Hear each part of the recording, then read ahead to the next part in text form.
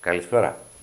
Θα δείξουμε πώς συντηρούμε τον εξοπλισμό μας και βασικά το καλάμι, γιατί όλα τα πράγματα χρειάζονται συντήρηση. Πρέπει λοιπόν να συντηρούμε τον εξοπλισμό μας για να τον έχουμε πάντα σε καλή κατάσταση και να τον έχουμε και χρόνια. Λοιπόν, ξεκινάω από το πρώτο πράγμα που κάνω εγώ όταν ξεκινάω να καθαρίσω τα καλάμια.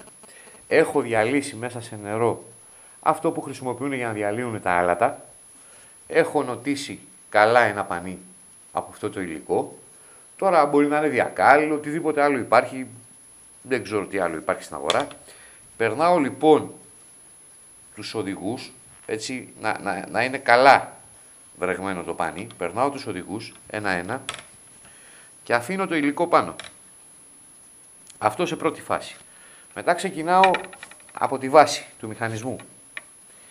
Στη βάση του μηχανισμού μπορείτε να χρησιμοποιήσετε ή baby oil ή ψηλό δεκαράκι λαδάκι που είναι πάρα πολύ καλό για αυτή τη δουλειά. Εγώ βάζω baby oil, βρέχω μια χαρτοπετσέτα, ένα κομμάτι χαρτί, περνάω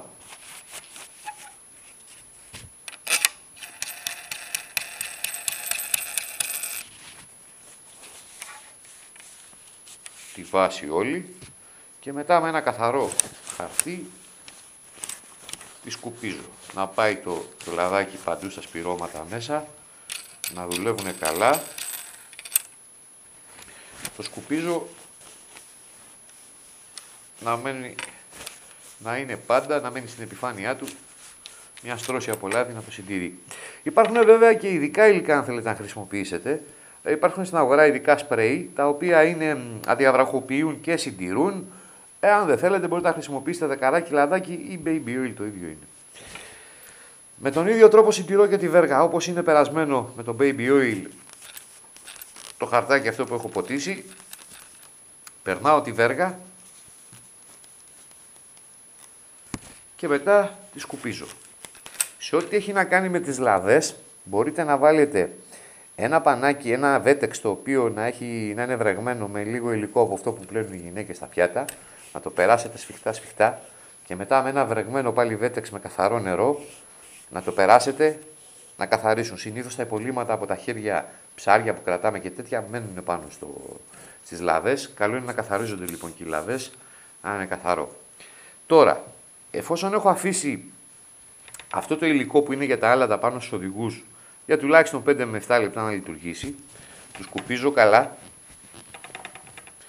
τους καθαρίζω με ένα βουρτσάκι, κοδοντόβουρτσα, ό,τι έχετε, ό,τι είναι εύκολο, τους καθαρίζω και κάθε φορά έχω ένα κομμάτι μπαμπάκι που περνάω τον κάθε οδηγό στη μέσα μεριά στο στεφάνι από εδώ που περνάει το νήμα ή πετονιά, περνάω το μπαμπάκι και ελέγχω αν θα μείνει καθόλου μπαμπάκι πάνω στον οδηγό. Αν μείνει σημαίνει ότι έχει φθορά. Κυρίως ο οδηγός της κεφαλής. Οι περισσότεροι δεν γνωρίζουν ότι υπάρχουν οδηγοί οι οποίοι είναι κατάλληλοι για νήμα και οδηγοί που δεν είναι κατάλληλοι για νήμα. Καλό είναι λοιπόν να γνωρίζετε αν ο οδηγός σας ή αν η οδηγή στο καλάμι που θέλετε να αγοράσετε είναι κατάλληλοι για νήμα. Γιατί αν δεν είναι, τρώγονται πάρα πολύ εύκολα από την τριβή με το νήμα, κάνουν δοντάκια και το δυσάρεστο είναι ότι πολλές φορές κόβεται το νήμα χωρίς να υπάρχει αιτία. Καλό είναι λοιπόν να ελέγχετε τους οδηγούς κάθε φορά με ένα μπαμπάκι, να είστε σίγουρος ότι δεν υπάρχουν φθορές. Αν εντοπίσετε φθορά στον οδηγό, δηλαδή μείνει σε κάποιο σημείο μπαμπάκι στον οδηγό πάνω, καλό είναι να την αντικαταστήσετε άμεσα. Και βέβαια να γνωρίζετε αν οι οδηγοί σας είναι κατάλληλοι για χρήση με νήμα, για να μπορούν να χρησιμοποιηθεί, να περνάει μέσα από αυτούς νήμα. Λοιπόν, καθαρίζω με τη βέργα, αφού έχω ελέγξει τους οδηγούς, τους περνάω και αυτούς με λίγο λαδάκι, να είναι καθαροί, να είναι και λαδωμένοι.